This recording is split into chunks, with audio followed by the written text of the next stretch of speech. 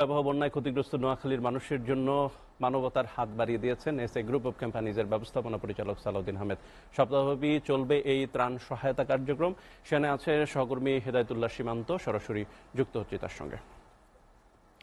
সীমান্ত, দ্বিতীয় দিনের মতো এসএ গ্রুপ অব কোম্পানিজের ত্রাণ সামগ্রী বিতরণ কার্যক্রম কেমন দেখছেন জানাবেন সর্বশেষ।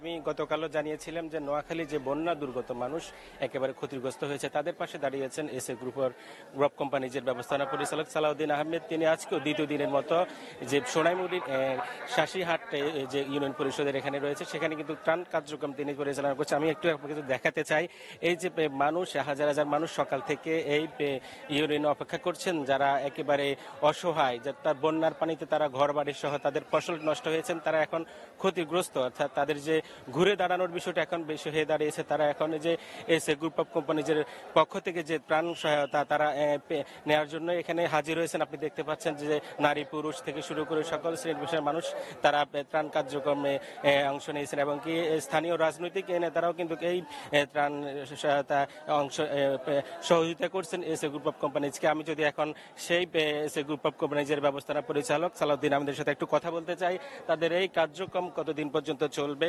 আর তিনি এই ত্রাণ কার্যক্রমে অংশ নিয়েছেন। আমরা দেখছি যে আমরা আজকে দ্বিতীয় দিনের মতো সোনাইমুড়িতে ত্রাণ কার্যক্রম পরিচালিত হচ্ছে। এটা কতদিন চলবে আর এই যে নোয়াখালীর মানুষ যে বন্যায় প্লাবিত হয়েছে এই বিষয়কে নিয়ে আপনার মন্তব্য জানতে চাচ্ছি। আসলে এটা দুর্ভাগ্যজনক হলেও সত্য, আমাদের দেশে বন্যা এই ধরনের ক্ষতিগ্রস্ত হওয়ার কথা নয়, কিন্তু ভারতের পানি এসেই আমাদেরকে বন্যায় ক্ষতিগ্রস্ত করেছে। তো আজকে আমরা এই উপলক্ষে আমি আমার কোম্পানির পক্ষ থেকে এক সপ্তাহব্যাপী সোনাইমুড়ি উপজেলার সকল ইউনিয়নে সাহায্য করার জন্য এসেছি। তো আমি এখানে প্রায় 12,500 লোকের মাঝে ত্রাণ বিতরণের উদ্দেশ্যে গতকাল গেছে একটা ইউনিয়ন, আজকে চাষিরহাট এবং সোনাইমুড়ি উপজেলায়। তো এখানে এসে অনেকটা দেখতে পাচ্ছি যে আসলে জলাবদ্ধতা এখনো পানি নামে নেই, যদিও পানি নেমে গেছে কিন্তু জলাবদ্ধতার সৃষ্টি হয়ে আছে। অনেক সময় অনেক খালগুলি বোধহয় সঠিকভাবে ব্যবহার হচ্ছে না, এই কারণে এখনো মানুষ পানিতে আটকা পড়ে আছে। আমার পাশে উনি আছেন, উনি চাষিরহাট ইউনিয়নের পরিষদের চেয়ারম্যান, উনি আরো ভালো জানেন, ওনার থেকে অনেক কিছুই আমরা তথ্য পেয়েছি।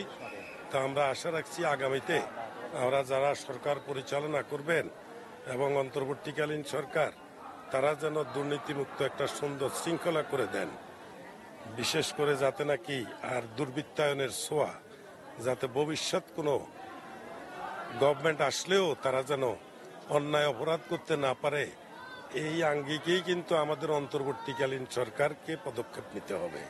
আমরা দেখেছি যে নোয়াখালীতে যে মূল খাল, সেটি খাল বাদ দিয়ে দখল করে আছে, যার কারণে কিন্তু স্থায়ী জলবদ্ধতার রূপ নিয়েছে। এই বিষয়ে আপনারা সরকারের কাছে কি আহ্বান জানাবেন? এগুলি খালগুলি আমাদের এগুলি উদ্ধার করতে হবে, যেই কোনো ভাবে দল মত নির্বিশেষে জনগণের স্বার্থ বিবেচনা করে যদি আমার অন্তর্বর্তীকালীন সরকার এবং তার পরবর্তী সরকার যদি এই খালগুলিকে উদ্ধার করে, তাইলে আমাদের জলবদ্ধতাও থেকে বাঁচবো, অন্যদিকে যোগাযোগ ব্যবস্থা অনেক উন্নত হবে। সব বাই রোডে যাবে কেন, তখন দেখবেন যে আপনার স্পিড বোট নৌকায় করেও এক এলাকা থেকে আরেক এলাকা যেতে পারবে। তো আসলে গত 15 বছরে যেটা ঘটেছে এটা আমাদের জাতির জন্য একটা দুর্ভাগ্যজনক। এটা টোটাল বিনা ভোটের সরকার এসে একটা দুর্বৃত্তায়ন চলেছিল। তো এই দুর্বৃত্তায়ন থেকে আমরা রক্ষা পাওয়ার এই আসল আগামী গভর্নমেন্ট এবং বর্তমানে অন্তর্বর্তীকালীন সরকার তারা যদি সক্রিয়ভাবে পালন করে, তাইলে ইনশাল্লাহ আমরা অনেকটা সুশৃঙ্খলতার মধ্যে যাব। একটা বিষয় আমি দেখি, সোনাইমুড়ি বিভিন্ন সড়ক একেবারে উন্নয়নের নামে তারা দুর্বৃত্তায়ন করেছে। এই বিষয়টা আমরা দেখছি খানাখন্দে এখনো বিভিন্ন সড়কগুলো একেবারে অবস্থা খারাপ, সেই বিষয়টি আপনারা দেখেছেন, এই বিষয়ে আপনারা কি বলবেন? আসলে আমি তো আপনাকেও দেখিয়েছি যে রোডঘাট এবং তারা দলীয়করণ করে যে সমস্ত উন্নয়নের নাম বলছে, আসলে উন্নয়নের নামে টাকা নেওয়ার পলিসি ছিল তাদের। তো এগুলি তারা যে উন্নয়ন করেছে সেখানে অরিজিনাল যেটা দিয়া বিটুমিন এবং যে পাথর দেওয়ার কথা তা দেয়নি, যার পরে কংক্রিটের সামান্য ওই যে ইটা এগুলি অল্প বৃষ্টিতেই এটা উঠে গেছে। তো এগুলি আসলে সুনির্দিষ্টভাবে সঠিকভাবে যদি এই কাজ করা হতো তার মধ্যে যদি দুর্বৃত্তায়নের না হইতো তাহলে হয়তো রাস্তাটা সঠিক থাকতো, কিন্তু যেগুলি টেকসই হয় নাই, যেগুলি বিগত গভর্নমেন্ট করে গেছে, টেকসই কোনোটাই হয় নাই। আমি কোনটা বলবো, সারা দেশেই যত ডেভেলপমেন্ট, ওই ডেভেলপমেন্ট আমরা বুঝি, আমরা তখনও জানি যে এটা উন্নয়ন নয়, কিন্তু সরকারের কারণে তখন আমরা মুখ খুলে বলতে পারি নাই। তখন গুণ ক্ষোম ইত্যাদি ইত্যাদি আমাদের মুক্তভাবে আমরা কথা বলার অধিকার ছিল না। আমি একজন মিডিয়া ব্যক্তিত্ব, আমরা মিডিয়া কখনো লাইভ করতে পারতাম না এবং সঠিক কথা তুলে ধরতে পারতাম না। সবসময় ডিজিএফআই থেকে আমাদেরকে খবরদারি করা হতো। তো আমি যারা নাকি বিগত দুর্বৃত্তায়ন সরকারের যারা আমাদেরকে খবরদারি করত, আমাদেরকে অন্যায়ভাবে মানুষের কথা তুলে ধরার জন্য আমাদেরকে বাধা প্রদান করত, এদের প্রতি আমি অত্যন্ত নিন্দা জানাচ্ছি। এবং পাশাপাশি আমাদের বর্তমান কেয়ারটেকার গভর্নমেন্ট, কেয়ারটেকার না অন্তর্বর্তীকালীন সরকারের এই গণজাগরণ 15 বছরের পুঞ্জীভূত ক্ষোভ, এটা 50 বছরের ক্ষোভ বলা যায়, শুধু 15 বছর নয়। তাদের এই দুর্বৃত্তায়নের কষ্ট পেতে পেতে মানুষ গণজাগরণ সৃষ্টি হয়েছে। তো এই গণজাগরণ থেকে মানুষকে বাঁচার জন্য তারা যদি এমনভাবে আইন করতে হবে যেন নাকি দুর্বৃত্তায়ন আর ভবিষ্যতে কোনো পলিটিক্যাল গভর্নমেন্ট এসে তারা যেন এটা পরিবর্তন করতে না পারে, সেই জন্য আমাদের সংবিধান সংশোধন করা। আমার মনে হয় সংবিধান আগে যেটা ছিল সেটা ছিল এক পেশে, এখন সংবিধান নতুন করে লিখতে হবে। এখন ইদানিংকালে আমরা যেটা জানছি, আমাদের অন্তর্বর্তীকালীন গভর্নমেন্ট তিনি বলছেন যে তার সংবিধান পরিবর্তন বা নতুন করে লেখা। সংবিধান কিন্তু কোরআনের বাণী নয়, এটা আমরা জনগণের কল্যাণে তৈরি করেছি। তো সুতরাং তারা যদি মনে করেন তাদের ক্যাপাসিটিতে বা ক্ষমতায় না যায়, তো একটা গণভোট দিলেই পারে যে আমরা সংবিধান পুনরায় লিখব।